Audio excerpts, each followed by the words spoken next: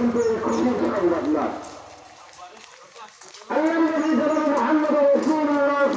আর যারা রোজা রাখে নাই হয়তো অনেকে ইফতারি করে, ইফতার পার্টিতে যোগ দেয়, কিন্তু তাদের অধীন একটা আমল সেটা দেখা যায় না। কথা ঠিক কিনা? এদের ভিতরে একটা ইফতার পার্টিতে যায়, মাহাবীর যায়। কথা ঠিক কিনা? তাদের